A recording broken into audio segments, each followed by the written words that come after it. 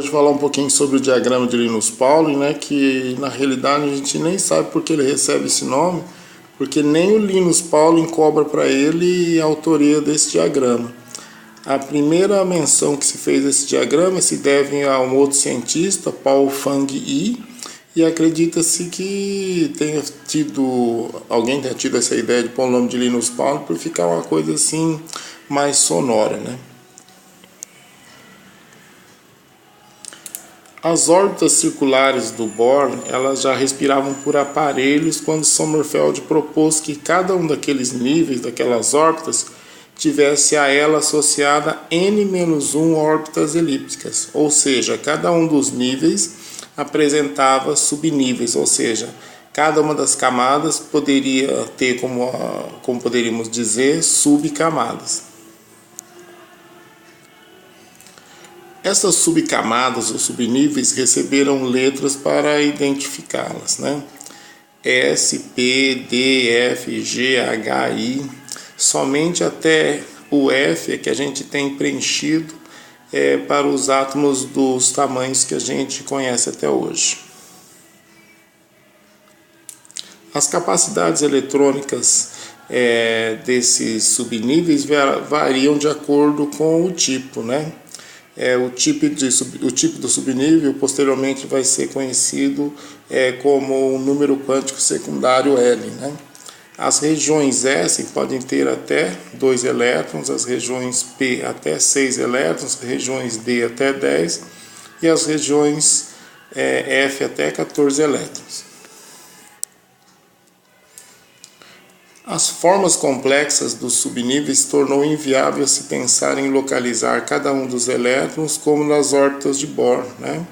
Então o átomo passou a ter uma imagem assim um tanto sofisticada, chegando a ser até meio estranha, e esses subníveis então eles são uma maneira da gente representar os elétrons energeticamente. Os elétrons então foram categorizados de acordo com a sua energia. Em linhas gerais, quanto mais distante do núcleo, mais energético é o elétron, de acordo com o esquema que segue, que é o esquema que origina o diagrama de Linus Pauling. O próprio diagrama de Linus Pauling vai nos mostrar quanto mais longe na distribuição feita no diagrama, mais energético é o elétron. Esse esquema aqui mostra para a gente que a questão de montagem do diagrama não é muito simples. Por quê? A gente tem o entrelaçamento de algumas regiões. Por exemplo, aqui uma região de nível 3, ela tem mais energia que uma região de nível 4. E isso vai acontecendo também em outros locais, né? O que torna o diagrama de Linus Pauling uma alternativa assim, bem legal para a gente memorizar esse ordenamento. A sequência energética dos subníveis então se mostrou um tanto difícil de ser memorizada. Então o que é o diagrama de Linus Pauling? Ele é uma forma mnemônica da gente memorizar essa sequência. Como que se usa o diagrama de Linus Pauling, né?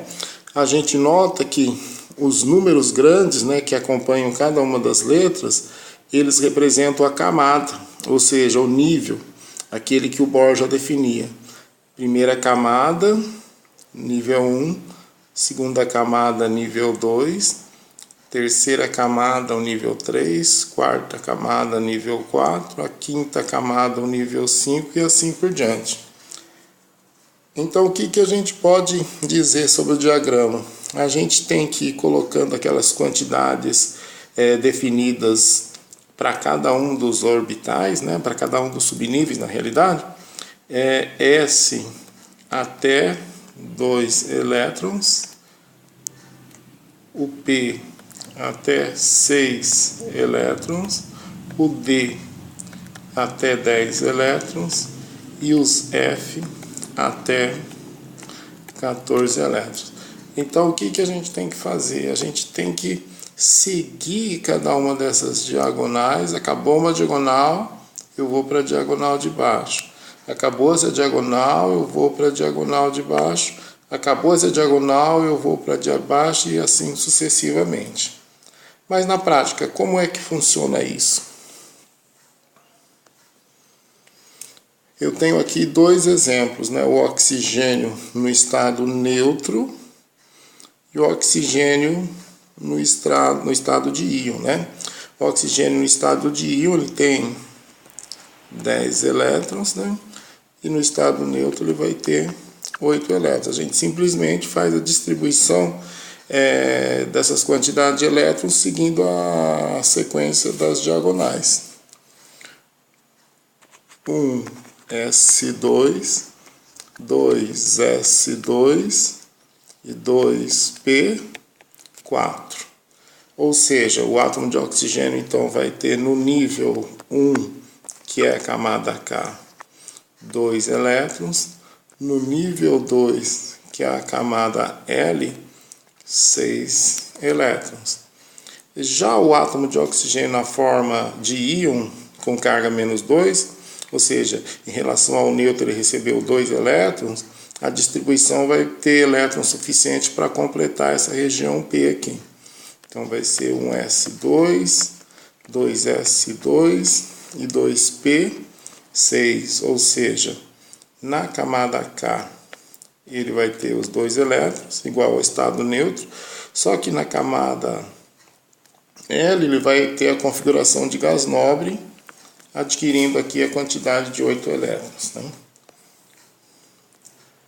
Aqui a gente tem um exemplo do cálcio, né? Para o cálcio no estado neutro, 1s2, 2s2 e 2p6, 3s2, depois do 3s2 vem o 3p6 e o 4s2. Então, 2, 4, 10, 12, 18, 20 elétrons. Desses 20 sendo 2 na camada K, vamos ter na camada L 6 com 2, 8.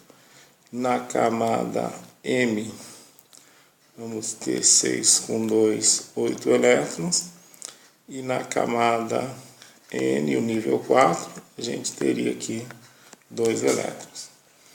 Já o estado iônico do cálcio, que é de carga 2+, ou seja, ele perdeu 2 elétrons, a gente então vai eliminar os elétrons dessa camada N, esses que estão aqui no subnível 4s. Né?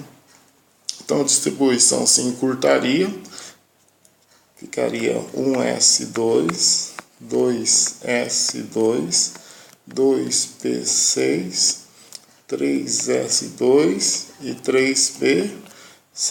Então a gente teria na camada K 2 elétrons, na camada L 6 com 2, 8 elétrons, e na camada M, o terceiro nível, a gente teria 6 com 2, 8 elétrons, e teria também, então, no mesmo caso que o oxigênio -2, o cálcio +2 aqui, adquirindo então a configuração estável de gás nobre.